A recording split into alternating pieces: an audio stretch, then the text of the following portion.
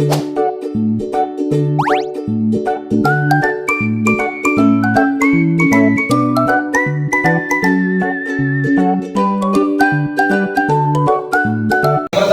di surat Al-A'raf ayat 71.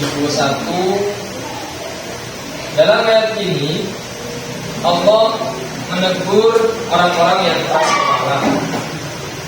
Jadi Allah menegur orang-orang yang keras kepala yang menolak untuk mendengarkan nasihat.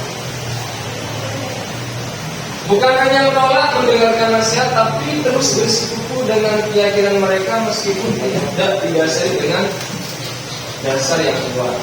Intinya tidak mau mendengarkan orang lain meskipun dalam keadaan salah. Jadi orang yang salah, yang mau dinasihati itu lebih baik daripada orang yang salah tapi mau menang sendiri. Itu yang tidak baik. Kemudian yang kedua di surat Al-Baqarah. Di surat Al-Baqarah ayat 74 ini, kalau tidak salah punya ayatnya itu maqasat qulubukum ila akhirih. Ayat ini menggambarkan bagaimana hati yang keras seperti batu, bahkan lebih keras lagi. Namun Allah tetap mengingatkan bahwa ada batu-batu yang dapat memancarkan sungai dan bisa saja terbelah dan bahkan jatuh karena takut kepada Allah. Jadi kerasnya batu itu bisa dihancurkan oleh nasihat kalau memang hatinya seperti batu. Seperti halnya kita kalau gambarkan batu yang memang ada di sungai, sebesar apapun, sekuat apapun, tapi kalau sering dialiri air sungai, dia akan membentuk sesuai adanya. Tapi kalau yang di sini ini sulit.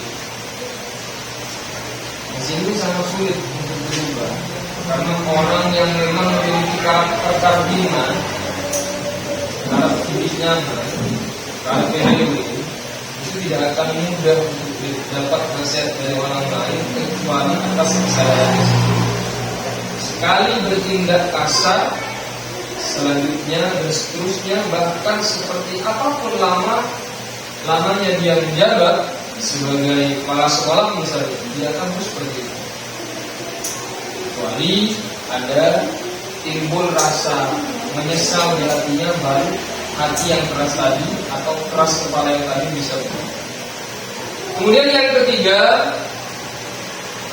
di surat Al-Hajj. Di sini sudah dituliskan, sudah ditulis ya? Liyaj'ala ma yulqi syaitanu fitnatan lilladzina fi qulubihim maradun wal qasiyatu qulubuhum. Ayat ini menjelaskan atau menegaskan bahwa orang-orang yang zalim dan keras kepala selalu berada dalam perselisihan dan selalu jauh dari kebenaran. Selalu saja mencari kesalahan orang lain. Hal sampah sepele pun sering dijadikan besar, sampai ketika menegur tidak milik tempat, menegur di hadapan orang banyak, padahal hanya mempermasalahkan masalah yang sepele. Disebabkan apa? Karena mereka lebih memilih untuk mengikuti bisikan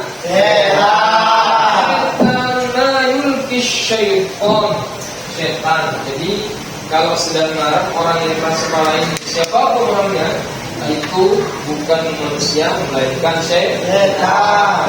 Coba kita menggunakan kepada PowerPoint yang bersifat interaktif. Maka oleh karena itu menugaskan satu dari antara kalian untuk menjelaskan ulang apa yang barusan saya jelaskan. Silakan saudara. Dan surat Al-A'raf ayat 71, dalam ayat ini Allah menegur orang-orang yang keras kepala, yang menolak mendengarkan nasihat dan terus bersikuku dengan keyakinan mereka meskipun tidak ada dasar yang kuat. Selanjutnya yang kedua, surat Al-Baqarah ayat 74. Ayat ini menggambarkan bagaimana hati yang keras seperti batu, bahkan lebih keras lagi. Namun Allah menginginkan bahwa ada batu-batu yang dapat memancarkan sungai, terbelah dan bahkan jatuh jatuh karena takut kepada Allah. Yang ketiga, surat Al-Nas ayat 53. Ayat ini menegaskan bahwa orang-orang yang zalim dan keras kepala berada dalam perselisihan yang jauh dari kebenaran karena mereka lebih memilih untuk mengikuti bisikan mereka. Terima kasih.